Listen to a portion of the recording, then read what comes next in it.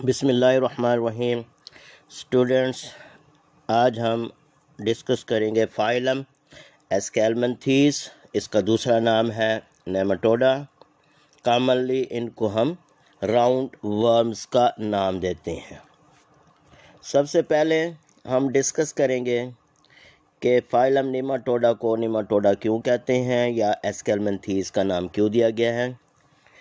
इसमें टर्म जो नेमाटोडा है that stands for the pointed ends, क्योंकि इनकी बॉडी जो है वो इलांगेटेड होती है, राउंड होती है, hence they are commonly known as round worms. हम इसके जनरल कैरेक्टरिस्टिक्स को डिस्कस करेंगे। जैसा कि अभी हमने डिस्कस किया कि इनकी बॉडी जो है वो इलांगेटेड होती है, वर्म लाइक होती है विद पॉइंटेड एंड्स। अभी हम डायग्राम में भी देखेंगे। नेमाटोड्स ट्रिप्लोब्लास्टिक होते हैं और सूडोसिलोमेट्स हैं। One end of the body anterior होता है, जहाँ पर हेड जो है that is not clearly marked, वाज़े नज़र नहीं आता इनका हेड। क्यों? क्योंकि इनके अंदर कोई स्पेशल सेंस ऑर्गन्स इस एंड पर मौजूद नहीं होते। इन एनिमल्स की बायलेटरल सिमेट्री होती है और बॉडी जो है वो अनसेगमेंटेड है। सूडोसिलोम के हवाले से आपने याद रखना है कि इनकी जो बॉडी है, बॉडी कैविटी, वो सूडोसिलोम होती है क्योंकि इनका ताल्लुक सूडोसिलोमेटा से है। ये डिराइव्ड होती है from the hollow space that is known as blastocoel situated in the blastula. Blastula क्या है? Early stage in the embryological development. मैंने आपको बताया था पहला एम्ब्रियो कहलाता है मोरूला, दूसरा है ब्लास्टूला। ब्लास्टूला के अंदर जो कैविटी होती है वो ब्लास्टोसील कहलाती है। ये जो ब्लास्टोसील है इसी की रेमिनेंट्स होती हैं जो बॉडी की कैविटी के तौर पर एक्ट करती हैं, या बॉडी कैविटी उसी ब्लास्टोसील से ही डिराइव्ड होती है।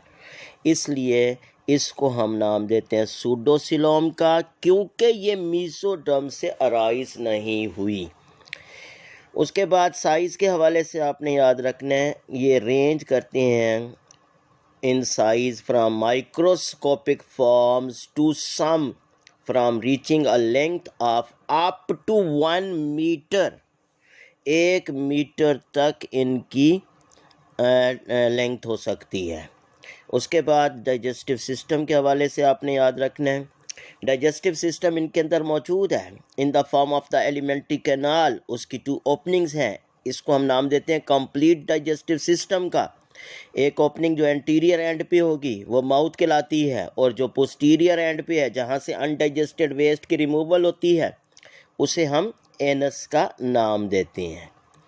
इसी तरह नेक्स्ट आपने याद रखना है कि पैरासिटिक फॉर्म्स के अंदर डाइजेस्टिव सिस्टम सिंपल होता है। Fluid filled space present between the body wall and the alimentary canal, और एलिमेंट्री कैनाल और बॉडी वॉल के दरमियान फ्लूइड फिल्ड स्पेस होता है। इसलिए इसको हम नाम देते हैं कि ये tube with in a tube like structure होता है इन द नेमाटोड्स। इसी तरह नेक्स्ट आपने याद रखना है, इनके अंदर excretory system 2 longitudinal running excretory canal पर मुश्तमिल है, जो कि एंटीरियरली यूनाइट होकर सिंगल कैनाल, और ये exterior through the excretory pour on the ventral surface. तो इसका यह मतलब हुआ कि इनके अंदर एक्सक्रीटरी पोर जो है वो एंटीरियर साइड पर वेंट्रल सरफेस पर मौजूद होता है। इनके अंदर nervous system, nerve ring around the pharynx, जिसको फेरिंजियल नर्व रिंग भी कहते हैं, which give rise to dorsal, ventral and lateral nerve cords। उससे 4 नर्व कार्ड अराइज होती हैं, डॉर्सल, वेंट्रल और 2 लेटरल्स, जो कि रन करती हैं through out the length of the worms. इनके अंदर सेंस ऑर्गन्स भी मौजूद होते हैं in the form of sensory papillae, और ये front of the body specially on the lips at the anterior and, जो होते हैं वो सेंसरी पेपिली होती हैं, ये इनके सेंस आर्गन्स हैं। सर्कुलेटरी और रेस्पिरेटरी सिस्टम्स इनके अंदर नहीं होते, एब्सेंट होती हैं।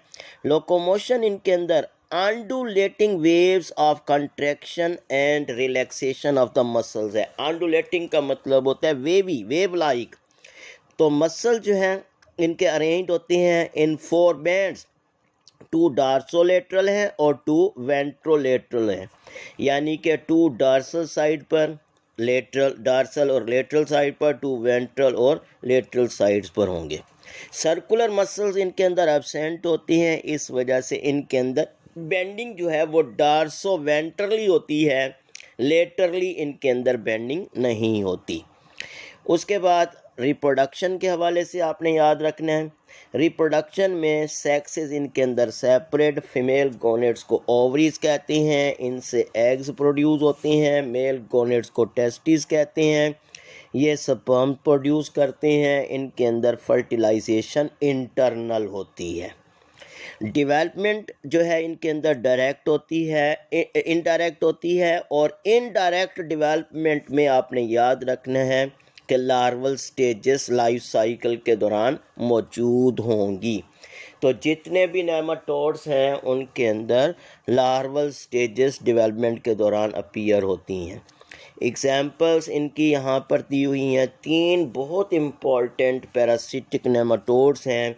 पिन वर्म जिसका नाम एंटेरोबियस वर्मिकुलरिस है, हुक वर्म जिसका नाम एनकाइलोस्टोमा ड्यूटिनेल है, राउंड वर्म जिसको हम अस्कैरिस लुम्ब्रिक्वाइडस का नाम भी देते हैं। नेमाटोड्स बहुत इम्पॉर्टेंट हैं। इनकी ग्रेट वैरायटी ऑफ पैरासाइट्स जो कि सीरियस किस्म की डिजीज़ काज करते हैं ह्यूमन बीइंग के अंदर और कुछ प्लांट्स के अंदर, उस हवाले से ये बहुत इम्पॉर्टेंट हैं। यहाँ पर हम 3 पैरासिटिक फॉर्म्स के बारे में डिस्कस करेंगे ब्रीफली। सबसे पहले है पिन वर्म एंटेरोबियस वर्मिकुलरिस, इसको कॉमनली हम पिन वर्म का नाम देते हैं। कॉस्मोपॉलिटन इन डिस्ट्रीब्यूशन है, पूरी दुनिया के अंदर पाया जाता है, लेकिन मोर कॉमन है यूरोप और अमेरिका के अंदर। पिन वर्म पैरासाइट्स हैं, ह्यूमन के सीकम, कोलन और अपेंडिक्स के अंदर मौजूद होते हैं। इनकी मूवमेंट जब होती है, पर्टिकुलरली फीमेल जब रात के वक्त एनल रीजन की तरफ आती है टू ले द एग्स, तो वहाँ पर ये इंटेंस इचिंग काज करती है एनस की। इसके अलावा कोलोन की म्यूकस मेम्ब्रेन, अपेंडिक्स की म्यूकस मेम्ब्रेन की इन्फ्लेमेशन ये काज करती हैं। इसकी वजह से इंसोम्निया होता है। इंसोम्निया का मतलब है लॉस ऑफ स्लीप, यानी कि नींद नहीं आती, एंड लॉस ऑफ एपिटाइट, यानी कि भूख नहीं लगती। ये डायग्राम के अंदर पिन वर्म्स को इंडिकेट किया हुआ है। ये पिन वर्म्स कलेक्ट किए गए हैं और इनको यहाँ पर डायग्राम के अंदर शो किया गया है। ये छोटी छोटी इस तरह के बाज़ औक़ात फीकल मटेरियल के साथ ये बाहर भी निकलती हैं जिसके अंदर इन्फेक्शन मौजूद हो। हुकवर्म एनकाइलोस्टोमा ड्यूटिनेल, इनको हम कॉमनली हुकवर्म्स का नाम देते हैं। ये पैरासाइट है ह्यूमन की स्मॉल इंटेस्टाइन के, पर्टिकुलरली एशिया, नॉर्थ अफ्रीका और यूरोप के अंदर पाए जाते हैं।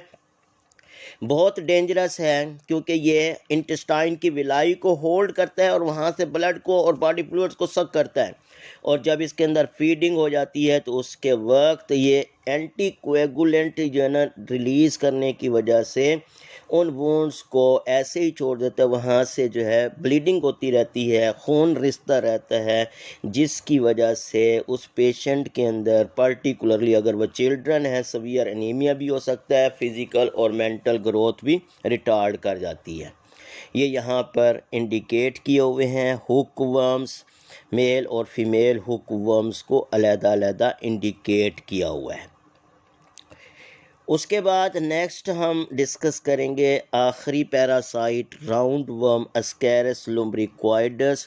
ये इंटेस्टाइनल पैरासाइट है मैन का, जिसकी वजह से एनीमिया होता है, एब्डोमिनल पेन होती है, फीवर होता है, बाज़ औक़ात ये लंग्स की तरफ भी माइग्रेट कर जाता है और वहाँ पर ये कफ और सीरियस किस्म की दूसरी कॉम्प्लिकेशंस काज करता है। जब ये इंटेस्टाइन के अंदर होते हैं तो ये इंटेस्टाइन की वॉल के अंदर होल बना देते हैं, वहाँ से ये बॉडी कैविटी से ये किसी भी body organ like liver, heart, lungs वहाँ पर चले जाते हैं और उस इंडिविजुअल की डेथ काज कर सकते हैं। दोनों मेल और फीमेल अगर इकट्ठे मौजूद हों तो इनके अंदर रिप्रोडक्शन होती है और नंबर इतना ज़्यादा इंक्रीज़ हो जाता है कि ये इंटेस्टाइनल पैसेज को ब्लॉक करके उस पेशेंट की डेथ काज कर देते हैं। ये एस्कैरिस को इंडिकेट किया हुआ है। इसमें आप देखें मेल और फीमेल के दरमियान डिफरेंस भी है। मेल का जो पोस्टीरियर एंड है वो कर्व्ड होता है, मुड़ा हुआ होता है, जबकि फ़ीमेल का जो पोस्टीरियर एंड है वो मुड़ा हुआ नहीं होता। और इसके अलावा साइज़ में भी फ़र्क है, फ़ीमेल साइज़ में बड़ी होती है और मेल साइज़ में छोटा होता है। रैप्टाइडस जीनस जो है इसके अंदर बहुत सारी स्पीशीज़ हैं जो कि नॉर्मली सॉयल, ऑर्गेनिक मैटर या फीसेस ऑफ मैन और अदर एनिमल्स के अंदर मौजूद होते हैं। यहाँ पर ये एक रैप्टाइडस जो है राउंड वर्म को इंडिकेट किया हुआ है। तो ये था हमारा एस्केलमंथीस के बारे में। नेक्स्ट इंशाल्लाह हम डिस्कस करेंगे फाइलम एनालिडा। अल्लाह हाफिज़।